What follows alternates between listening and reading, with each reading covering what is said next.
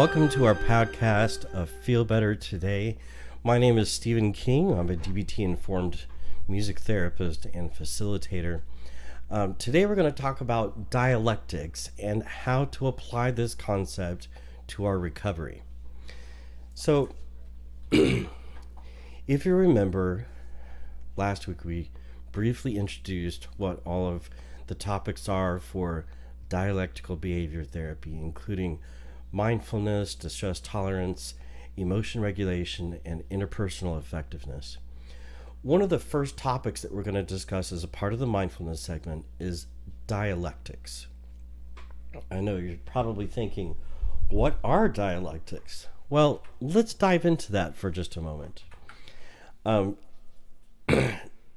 Dialectics is relating to the first word that's a part of the term dialectical behavior therapy. And having an understanding of the term dialectics and how it can affect our ways of thinking and acting is very important. So that's what we're going to focus on today. Now, here's 5 different thoughts for you to think about when you think about dialectics. Which is kind of like there's always more than one way to see a situation. There's more than one way to solve a problem. All people have unique problems and different points of view. Change is the only constant. Trying to honor the truth on both sides of a conflict is the best approach. So avoid seeing the world in black or white or all or nothing ways. You see an example of this when you say, I can accept myself for who I am now, and I want to change. Thinking in extremes is often what gets people stuck or rigid in their situations. So how can dialectics get us unstuck? It's by trying to find and honor the truth in two opposites. We call this finding the synthesis or finding the middle path. This doesn't mean that we look for the gray between the black and white. More like we combine, like finding black and white polka dots or a checkerboard. Another example of this dialectics. I am doing the best I can and I need to try harder. You know, it's often can be frustrating when someone says, are you really doing the best you can? Well, in reality, yes, I am doing the best that I can today with the skills that I have right now. But I'll work harder in the future if it's possible for me to do so. Now, I told you in lesson 1 that don't worry about what all the 12 steps are. We'll go through that in the next lesson. We're going to do that today.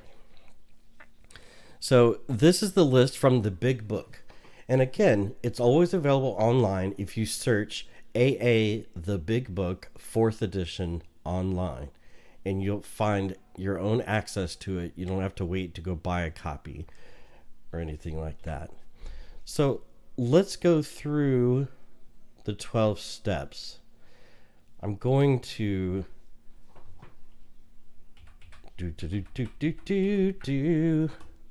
share the screen and tell you.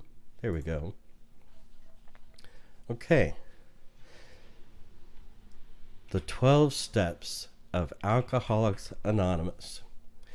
Number 1, we admitted we were powerless over alcohol, that our lives had become unmanageable. 2, came to believe that a power greater than ourselves could restore us to sanity.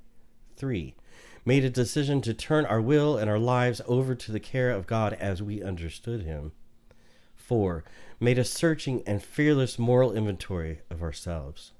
5, admitted to God, to ourselves, and to another human being the exact nature of our wrongs. 6, we're entirely ready to have God remove all these defects of character.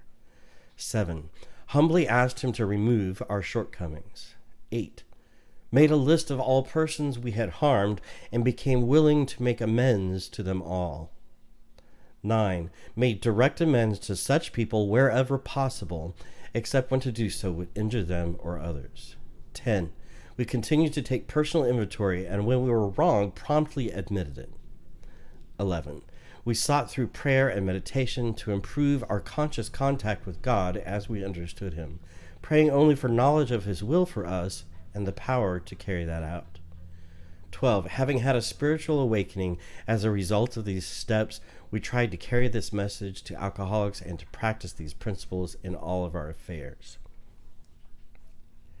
Now, I want to gently remind you that the 12 steps don't just have to be for someone who is an alcoholic, but it's also for gambling, for sex addiction, for overeaters. It can be for numerous things. And as a part of dialectical behavior therapy, we call those target behaviors. So regardless of what your target behavior is, you can reap benefits of using DBT skills along with the 12 steps. Now, let's see some examples of how dialectics can play a role in step 1. Now, step 1 was we admitted we were powerless over alcohol, that our lives had become unmanageable.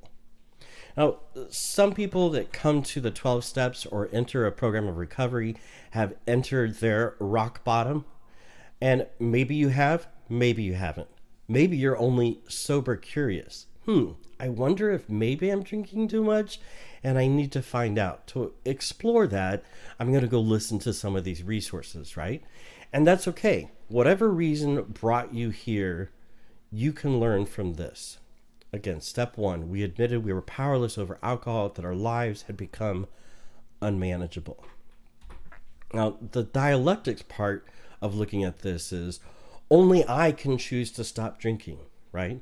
Nobody else can make that choice for me. Even if a judge tells me you have to go to meetings and you're going to have to stop drinking and we're going to test you whenever you come to those meetings, it's still my choice whether I do that or not.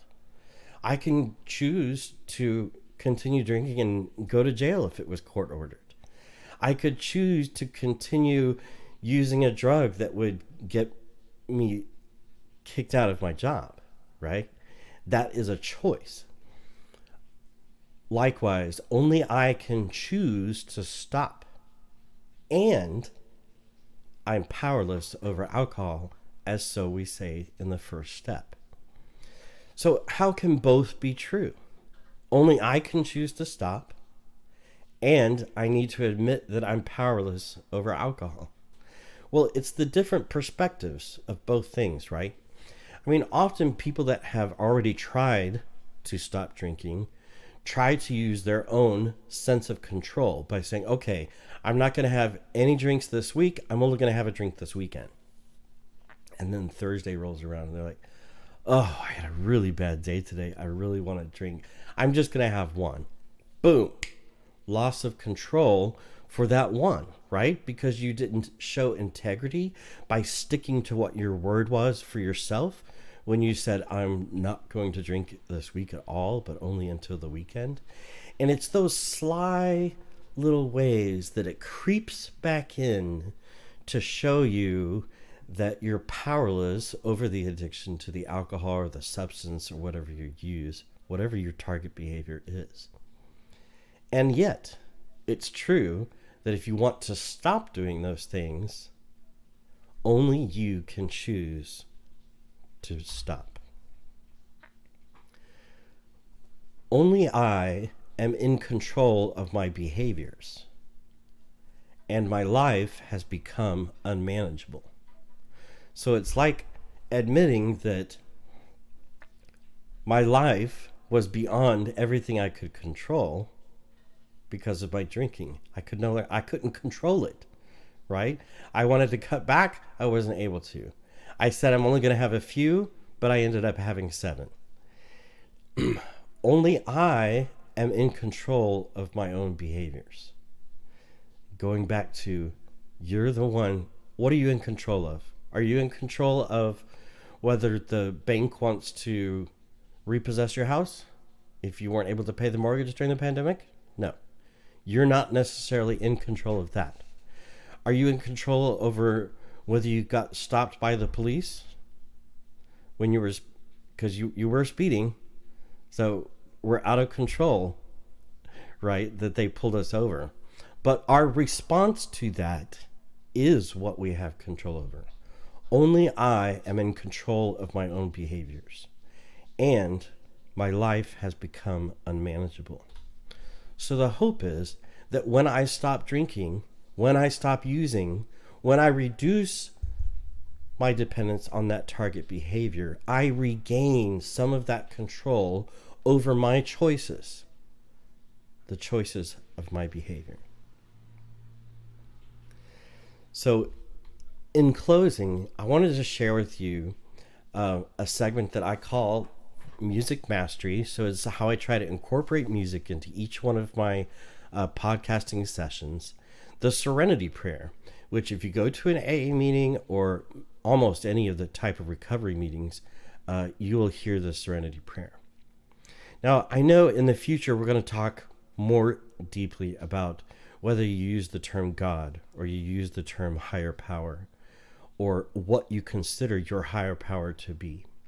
For now, we'll continue using the words as they were written in the Big Book. The traditions borrow this prayer to use within AA meetings. The Serenity Prayer. God, grant me the serenity to accept the things I cannot change, the courage to change the things I can, and the wisdom to know the difference.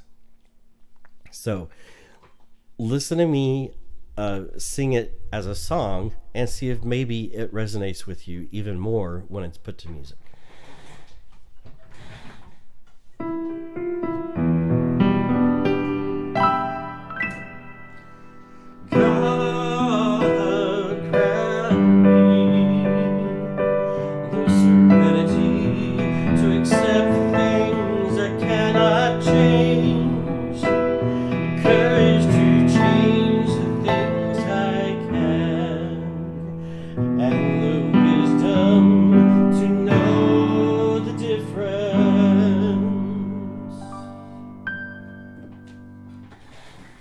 Yeah, sometimes putting something to a song can make it feel different, and you'll be able to remember it.